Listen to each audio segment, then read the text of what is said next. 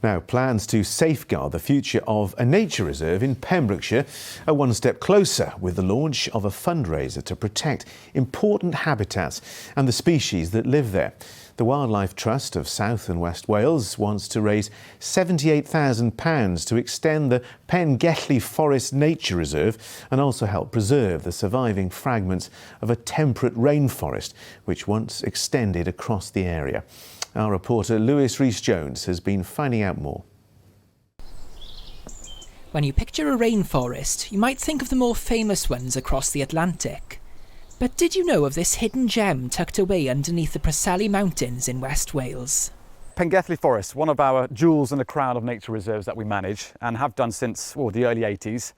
65 hectares in size, a variety of wildlife we can find here. Predominantly dormice and bat interest are the main species that we're focusing on. We've got an eclectic mix of tree species, a variety of canopy levels, and that in turn provides a fantastic habitat for the variety of wildlife that we have here. 41% of our species are in decline, 15% of those are almost extinct. And of course, the declining species is associated with the destruction and decline in habitat. And one of the habitats that's quite a major loss is the Celtic rainforest, of which we only have 1% left in the UK now. Some people at home might be thinking, I've never heard of a Celtic rainforest, so tell us a bit about that then.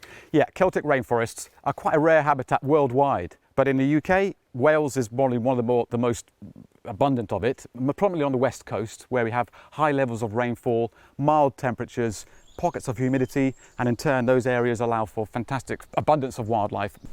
Fragmentation is one of the greatest threats to the survival of native woodland, which is why the Wildlife Trust of South and West Wales are appealing for help to protect the future of species living at Pengelli.